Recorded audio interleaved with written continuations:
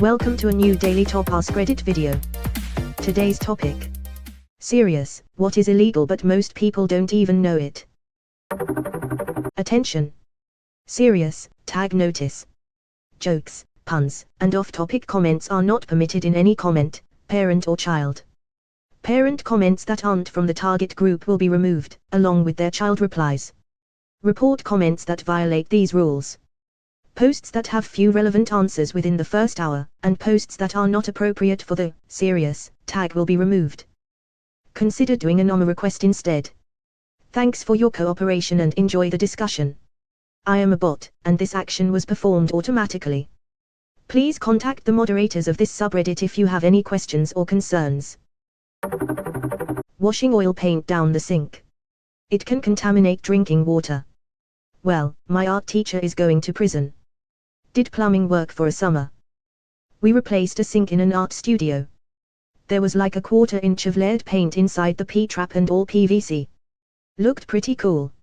Yeah, in any art studio I worked in we always had a special sink to rinse our brushes off in that went to a special line that would go back through the system just for this reason. Edit, guys, I haven't made art in a long time. I wish I could give y'all advice on where to clean y'all's brushes, but I'd suggest either a bucket/bowl in the tub or to search online for a proper and safe way to do it in an apartment.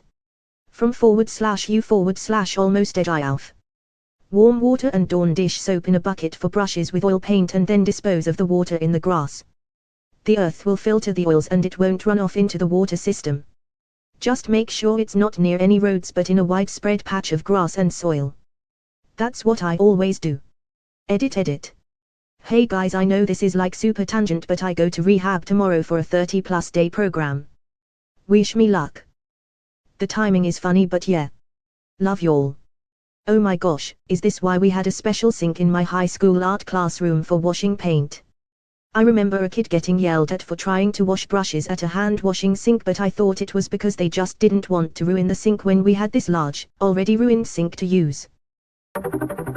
Profiting from the photographs of Eiffel Tower taken at night. Wait, what? Copyright violation. In reality, this is an issue for anyone taking photographs of any piece of architecture, as the designer/architect/firm usually holds copyright to the design and its likeness. That said, such rights are often conferred to the building owner when a project is commissioned. Either way, if it's been designed by someone holds a copyright and is fully within their rights to request royalties for anyone photographing it / using it for commercial purposes. In my country, suicide is considered a felony. It's to allow first responders more ways to act. Like so a police officer can kick down a door or hospitals can force a short period of observation on a suicidal person, never any jail time involved. Also, so a judge can force a suicidal individual into therapy. The Salmon Act 1986 is an act of Parliament which outlines the difference between legal and illegal salmon fishery, among other things. The act also makes it illegal to handle salmon in suspicious circumstances. Removed. Carrying a permanent marker or other permanent staining stationery is illegal in many countries under graffiti laws. How am I supposed to transport my markers home when I bought them?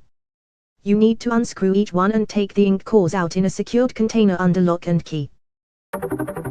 One of my friends studied abroad in the UK, from the US, and didn't realize pepper spray is illegal there until a British student told her. Most female students at our university in the US carry it everywhere, so it didn't even occur to her it would be illegal. No clue how she got through the airport with it in the first place, but luckily she was able to dispose of it without getting in trouble. It was illegal some time ago when we went to Canada as well. My friend and I took a road trip from NC up and across the Canadian border and they confiscated our pepper spray. Didn't get in any sort of trouble, but the guys at the border just explained that yeah, we couldn't have that over there. Yes, pepper spray is illegal to carry or use on people here unless you are law enforcement. Conversely, bear mace is legal to own, but if you're caught carrying it on your person in the middle of a large city, the cops will confiscate it and may fine you unless you have a good reason. Because airport security is actually completely ineffective at their job.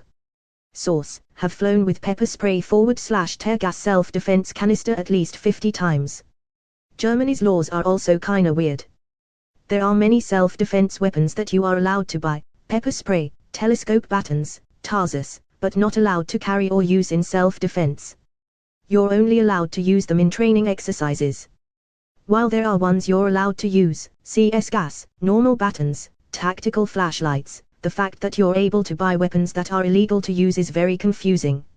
Small side fact, pepper spray is allowed for use to defend yourself from animal attacks. Small side fact to the small side fact, you can still use pepper spray against a human if it's necessary for self-defense. But you're not allowed to carry it for that reason, only for animals. Laws are weird. You can go to Lowe's and buy weed killer off the shelf and use it on your property. You can use it on your parents' property. If you use it on your neighbor's property and he gives you $20, that's a felony. Edit because the same smart-ass replies keep coming up. Treating according to label instructions for friends and family without compensation does not qualify as a business activity most places. If you do this and receive compensation, then you're conducting business and under the law you should have a commercial applicator's license. This is mostly an example of a badly written law that is too open-ended. I don't know anyone who has got in any real legal trouble over an unlicensed jug of Roundup, but they could. So you're saying you can't be paid to dispense weed killer? Are you supposed to have a license if you do it for money?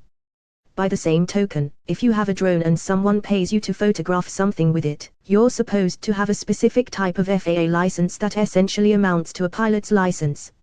See https://lidarios.com/articles. Yes, you have to have an applicator's license and appropriate insurance. This is why you can pick up weed killer at Walmart for $10, but it costs $60 to have a company do anything. Insulting the King of Thailand. I have a couple of friends who moved to the US from Thailand. They tell me that instead of insulting the current king, people there just talk about how great the last king was, the current king's father, in a sort of tongue-in-cheek way. This is very clever. Removed.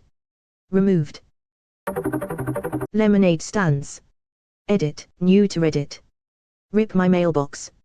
As typically implemented, absolutely.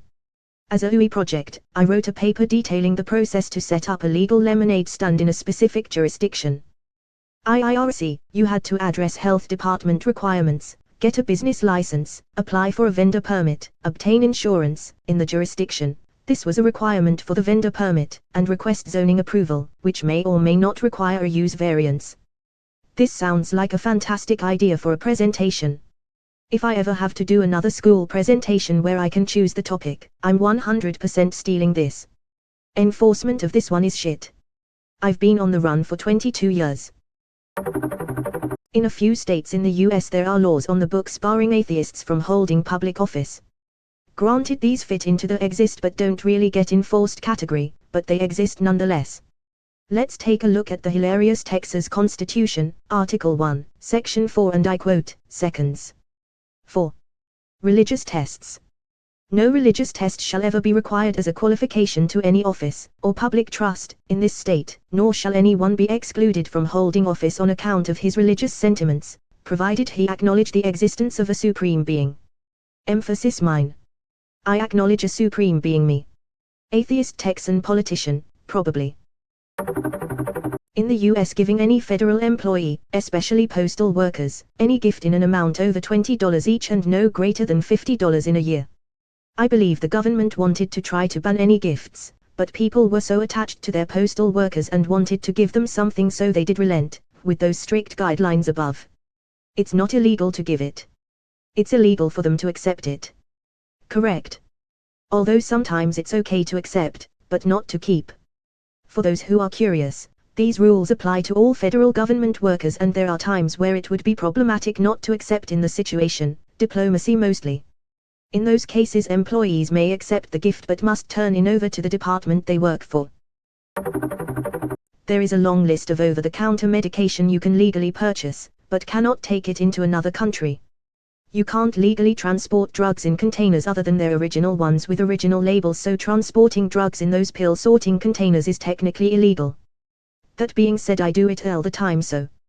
I went to the United Arab Emirates where my prescription migraine medicine carries a severe penalty for possession. Ended up getting a signed and authorized letter from the United States Secretary of State, John Kerry, that allowed me to carry it in the UAE. They never checked. Edit, great trip, but when I went to leave my shoes were swabbed at the Abu Dhabi airport and they tested positive for bomb precursor material. They asked me if I had been cutting open car batteries and the biggest mofo I've ever seen came out from the security office. That was a fun one to explain. I work with robotics and was in a manufacturing environment prior to arriving at the airport. No telling what I stepped in that set off the machine, but it certainly scared the shit out of me. They thoroughly inspected my shoes, X-ray, more swabs that triggered a red screen on the computer with a message in Arabic, and then let me go. Edit 2, many are questioning the paperwork. Here's the Dubai MOH document outlining what's needed. I read this and was still uncertain, so I called their embassy and they helped me out. http://imga.com/gallery/781HGL. Recreational drugs too. You can't even bring cannabis in your bloodstream into Qatar. They've rolled it back, but when cannabis became legal in Canada, the US was threatening lifetime bans for anyone who'd ever worked in the industry. Didn't matter if you were traveling to a state where it was legal, didn't matter if you had never taken it in your life.